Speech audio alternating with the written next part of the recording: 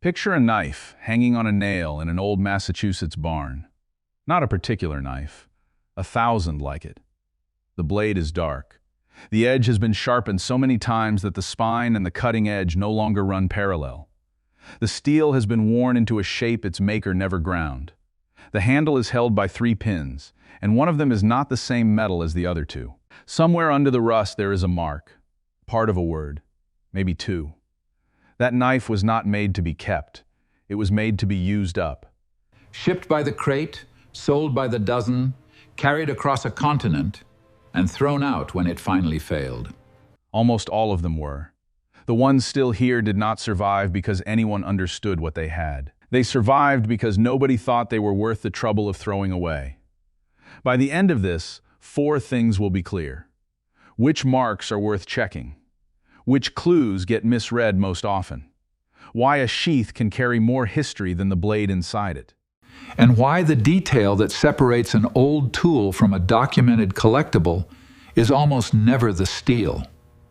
18 patterns, 4 tiers, 1 rule underneath all of them. First, the honest part. It takes 40 seconds. There is no set of 18 knives that every frontier settler carried.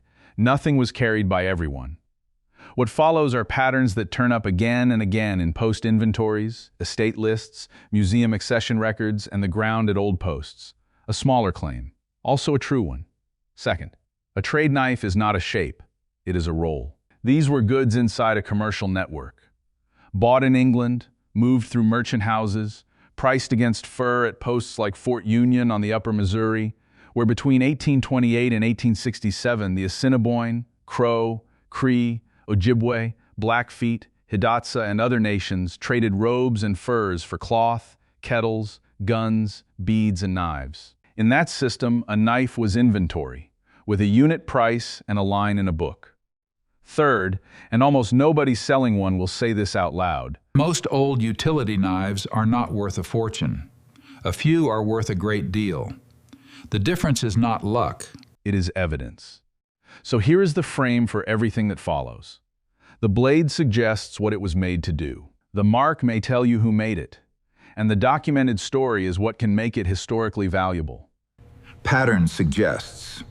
Mark may identify. Documentation verifies. If you would rather know what a thing actually is than what a seller says it is, that is what this channel is for. Counting down from 18. Tier 1. Ordinary knives that were used up. Number 18. The common Sheffield butcher knife. Start with the most ordinary object on the list because it explains the other 17. Sheffield was not a company, it was a city. Hundreds of independent cutlers, grinders, and merchant houses where a single large export order was often broken up and spread across several small workshops. That is why a Sheffield trade blade can carry the mark of a firm that never touched it. The butcher pattern was the workhorse of that export trade. Thin, straight-backed, cheap, and made to be replaced. Here is how to read one. Look at the profile. On a knife sharpened for 30 or 40 years, the spine and the edge stop running parallel. The belly hollows. The blade narrows toward the heel. That curve is not a design. It is a record of maintenance. One owner, one stone, several decades. Which is also the most common misreading in the whole field. A worn butcher knife gets sold as a skinner because the shape looks purposeful. It is not purposeful, it is arithmetic. Strip the handle off, and one Sheffield butcher knife looks much like the next, which is precisely the problem the trade inventories were built to solve. Number 17. The trade inventory scalping knife. That name is not a description of what the knife did. It is a merchant's category. A line in a price list for a cheap, light, thin-bladed knife sold by the hundred. It is worth being precise here, because the name has done a great deal of work it was never entitled to do.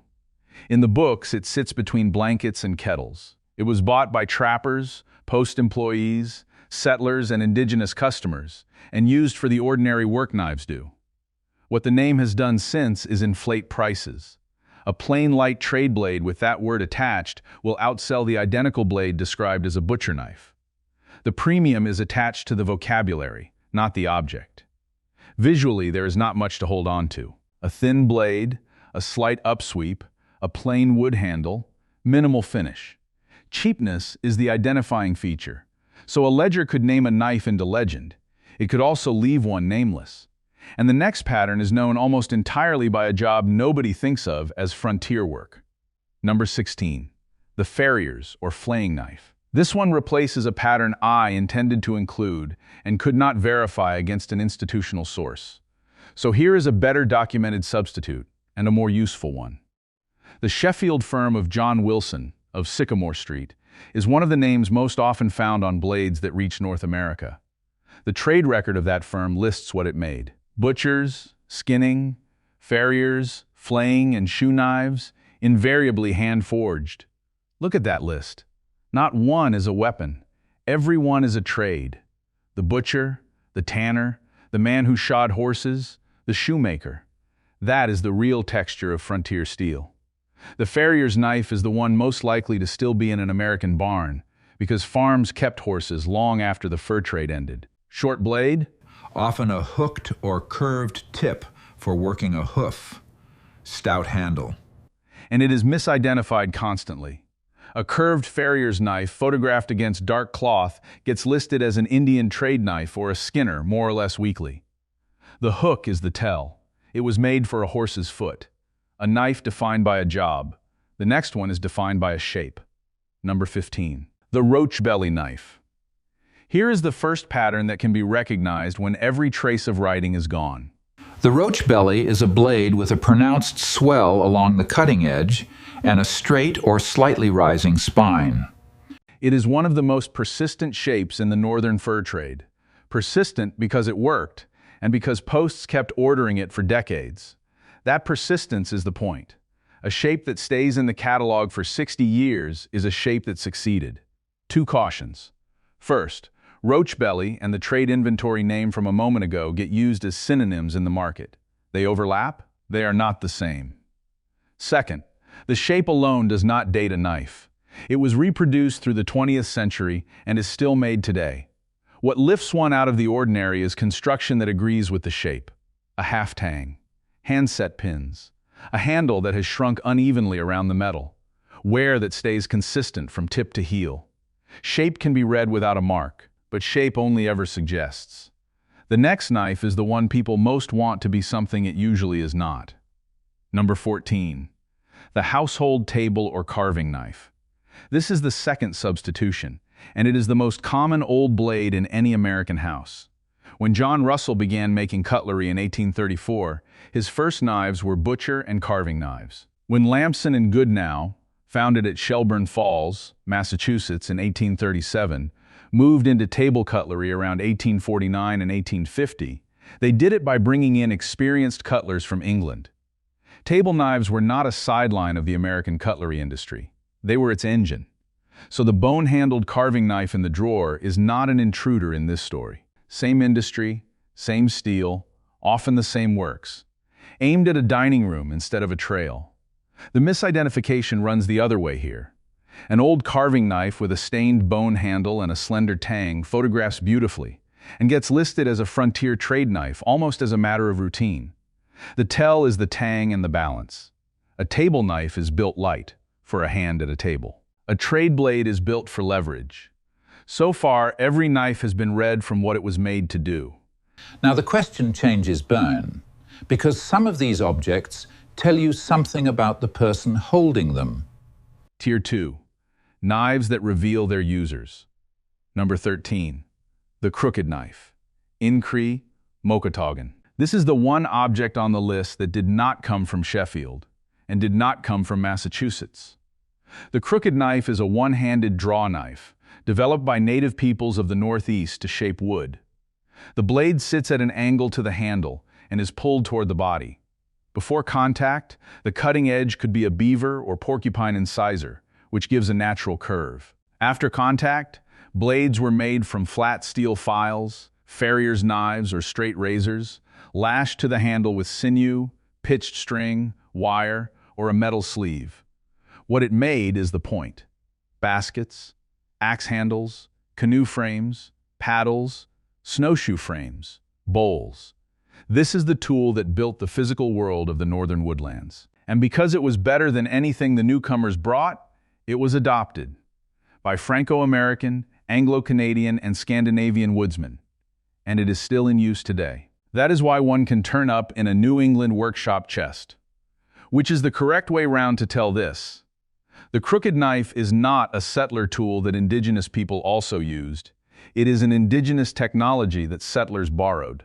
One 19th century example in a British national collection is described exactly that way. A native tool, modified by the addition of an imported iron blade, collected on expeditions that survived because they relied on Indigenous technology. Handles were often carved. Animals, geometric forms, sometimes a figure. Those carvings belong to named traditions. They are not decoration added to a tool. One firm rule, and it holds from here to the end. Do not assign a crooked knife, or any object, to a nation or a community based on how it looks. That is a determination for museums and for the communities themselves. Borrowed design, imported steel, local hands. That combination did not stop here. Number 12. The rehandled or locally forged knife. A factory blade with a handle that does not match it. Pins of two different metals. A tang shortened and redrilled. A blade forged out of a worn file or a piece of spring steel. These are usually dismissed as damaged goods. They are the opposite. A repaired knife is a decision, recorded in metal. But be careful what you read into it. Repair may reflect scarcity. It may reflect thrift, or distance from a supplier, or a handle that split on a Tuesday, or a preference for a shape that fit one hand. The object records the repair. It does not record the reason, and it is not evidence about how the owner lived. What it does tell you is that the knife was still worth keeping. That is why it exists. Identification is a matter of noticing disagreements. Handle wear that does not match blade wear. A stamp cut in half because the blade was shortened. Rivets set by hand. These are the knives that sit furthest outside the market and closest to the history. The next one is the reverse. Mass-produced, unremarkable, and in almost every American pocket. Number 11. The folding pocket knife. The family of patterns that includes the Barlow. Sheffield was making pen, pocket, and desk knives on an industrial scale by the 1820s. A Sheffield directory of 1828 lists firms doing exactly that. Cheap folding knives crossed the Atlantic in enormous numbers, and American factories followed. Now, the Barlow. There is a well-known origin story attached to that name. It is repeated everywhere, and I could not verify it in any institutional or scholarly source while preparing this. So it stays where it belongs. Tradition, not history. What can be said is what the object shows. The long bolster at the butt end of the handle. Two blades, usually. Bone or wood scales worn smooth by a pocket. The dating trap here is severe. An old folding knife with a date engraved on the bolster tells you when somebody engraved a bolster, nothing more. And the single most destructive habit in this category is polishing. A cleaned, buffed pocket knife has lost the surface that carried the evidence. A folding knife was what a working person carried. The next one was what a working person looked at through a shop window. Number 10. The sportsman's or horseman's multi-blade. Several blades and tools on one frame. A hoof pick, a punch, a corkscrew, a small saw. Sheffield built these to impress and priced them accordingly. This is the entry that corrects a lazy picture of the frontier. Not everyone was scraping by. There were merchants, officers, physicians, landowners, people with cash who bought objects that said so. These are poor survival tools and excellent status objects. Too many moving parts, too many springs, too much to lose. Which is why they are so often sold as frontier survival gear, and why that framing is almost always wrong. Value here is brutal and simple. Completeness. One missing tool, and most of the value goes with it. Everything up to this point could be read from shape, wear, and repair. From here on, one detail overrules all of them. But before that, Tom, stop the video and do this. 3 minutes. It decides everything that follows. 1. Do not clean it. Do not polish it, sand it, wire brush it, sharpen it, or put it in vinegar. Rust can be read. A polished blade cannot. Far more evidence is destroyed by good intentions than by neglect. 2. Handle it carefully. Old blades can be brittle, and a corroded tang can fail without warning. Support the blade. Keep your hand off the edge. 3. Photograph both faces of the blade and both faces of the tang, with the light coming across the steel at a low angle rather than straight at it. Raking light lifts a worn stamp out of the metal. Direct light flattens it. Put a ruler in frame. 4. Write down exactly what you see. Every letter, every symbol, every gap, including the parts you cannot read. Guessing a word is how an object gets misidentified for 50 years. 5. Check the construction. Are the pins the same metal? Does the handle wear agree with the blade wear? Is there a sheath? And does it actually fit this knife, or is it simply sitting next to it? 6. If there is a country name, England, Germany, Sheffield, hold it lightly. A federal marking requirement for imported goods dates from the Tariff Act of 1890 and survives in United States customs law today, which is why country names appear on so much imported cutlery. But stamps wear away. Stamps get ground off. Some goods were never made for the American market. And reproductions carry country names too. Country of origin marks are a first clue, never the final verdict. 7. Do not assign an object to a tribe, a nation, or a region based on beadwork color, on pattern, or on a story from a seller. That is not identification.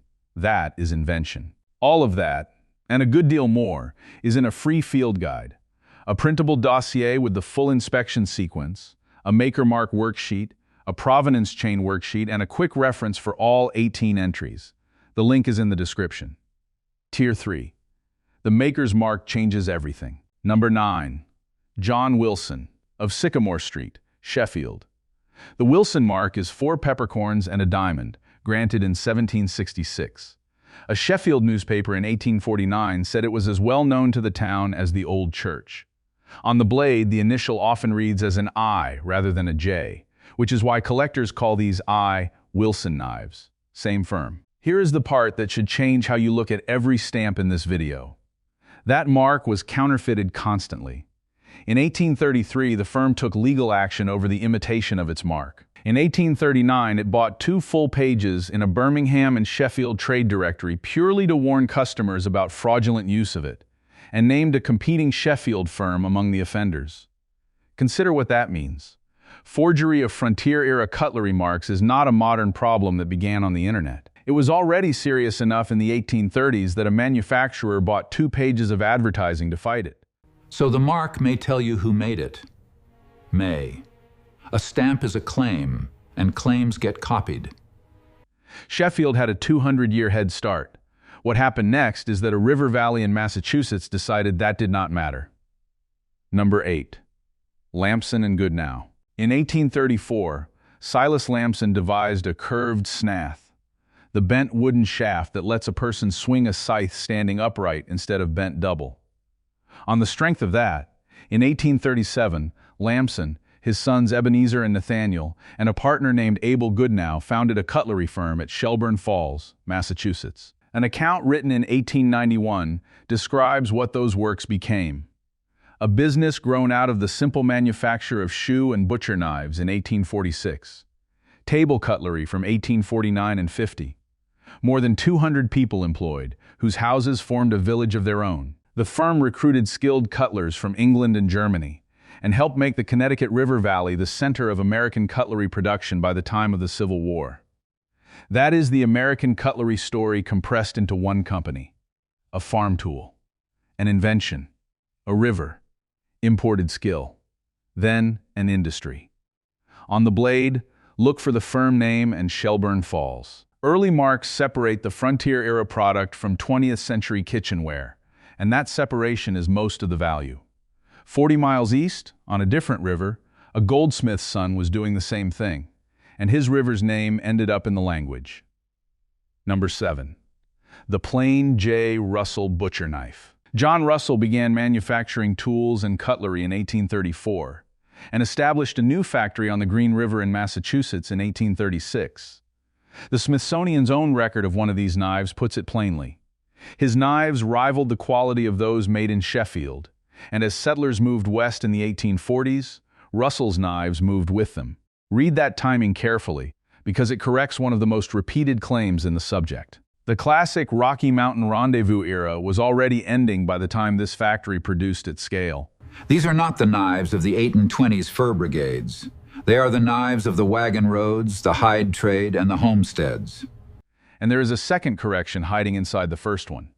Not every Russell knife is a Green River knife. The plain company mark and the Green River Works mark are different stamps, and sellers collapse them constantly.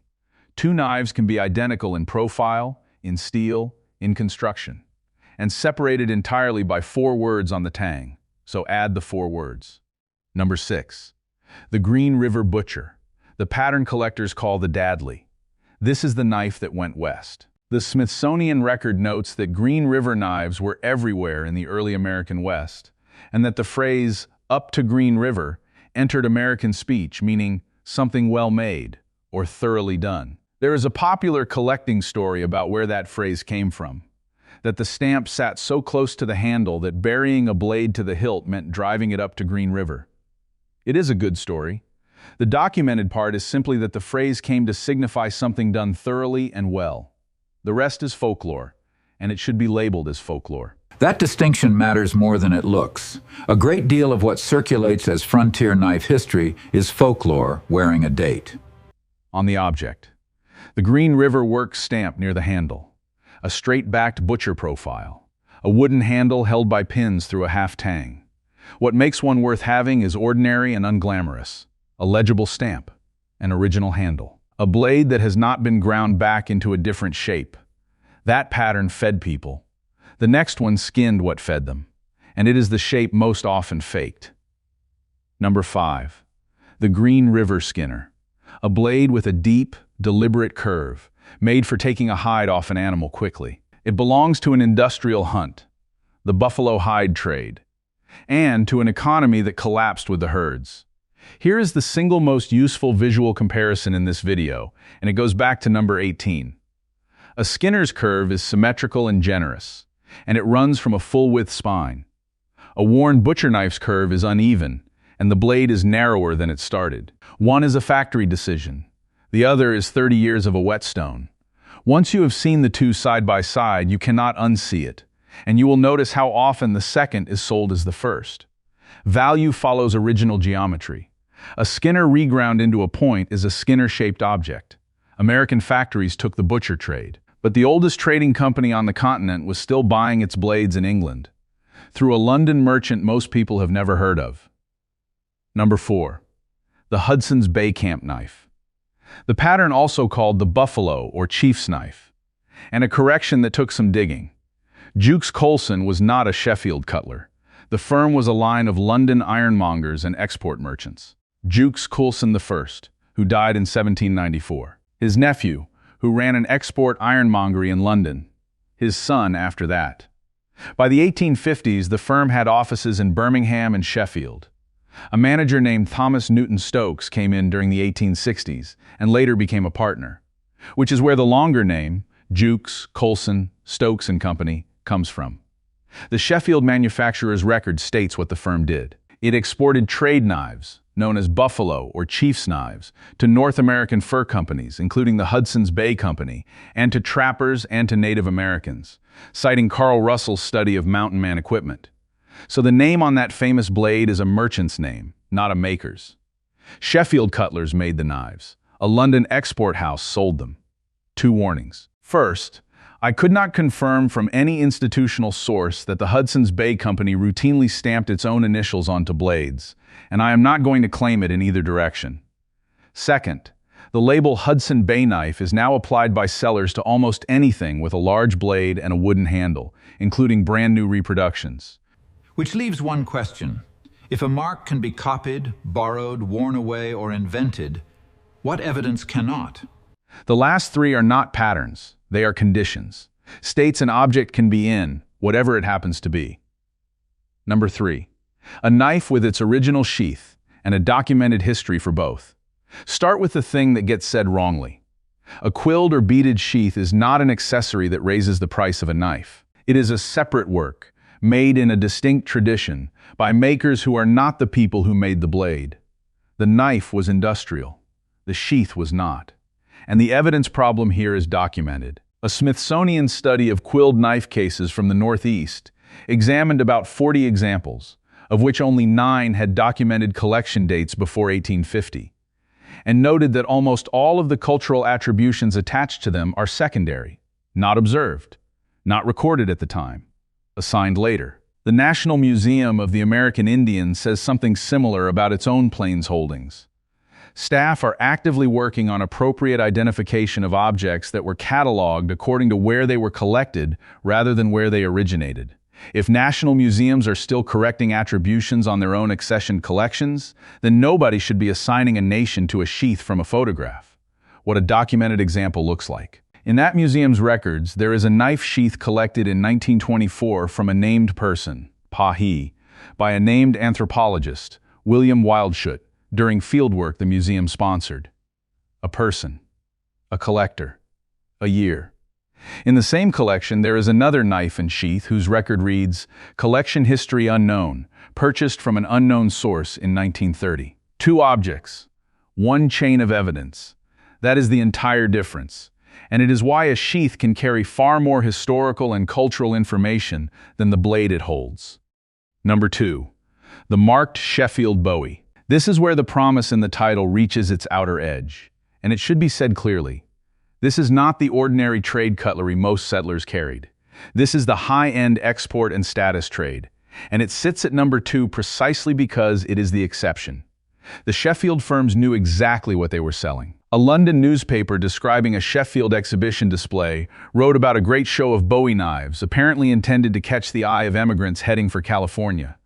One of them engraved with the words, "Hi for California," that is, a marketing department, in the 1850s, aiming at a gold rush. The same records show how tangled the supply chain was. One Sheffield firm, Unwin and Rogers, shipped rough trade knives to North America through the Jukes Colson House and the Hudson Bay Company, and exhibited Bowies for the California trade. Utility and spectacle, out of the same works, for scale, and only for scale. A decorated San Francisco dress Bowie by Will and Fink, walrus ivory grips, heavy silver studding, original polish intact, was appraised on public television at a minimum of $30,000. That is an exhibition-grade object in exceptional condition. It is not an ordinary trade knife, and it should never be used to price one. It is also the most heavily faked category in the field, which is why a specialist literature on counterfeit antique cutlery exists at all. A great mark can carry an object a long way. Only one thing carries it further. Number 1. The documented knife. Correct maker and pattern, original sheath, strong condition, and a history that can actually be verified. Now the thing you will hear repeated, and should stop repeating. Provenance is not the one piece of evidence that cannot be faked. Letters can be forged. Labels can be swapped. A document can be perfectly genuine and still have nothing whatever to do with the object sitting next to it. Provenance is not a family story. It is a chain of evidence, and every link has to be verified on its own. The name, the date, the place, the document, and the connection between the document and the object. That last link fails most often. A real letter from 1861 plus a real knife from 1861 is not provenance. It is 2 real things in the same box, which is why the most valuable thing in most houses is not the knife in the barn. It is the box of paper in the attic that nobody has opened, and the work of connecting the 2 carefully without deciding the answer first. Which brings us back to the barn. The knife on the nail is a butcher pattern. Under the rust, the mark reads Sheffield, a city, not a company. A place where hundreds of independent cutlers made blades for a continent none of them would ever see. It is worth very little. There is no sheath. There is no letter. There is nobody left who can say who first carried it or where. And it is still the most instructive object on this list. Everything that makes the top 3 valuable is that same knife with one more thing attached. A stamp that stayed legible. A sheath that never got separated. A name written on the back of a photograph by somebody who had no idea they were doing history a favor. The value was never in the steel. Steel was cheap. Cheapness was the point.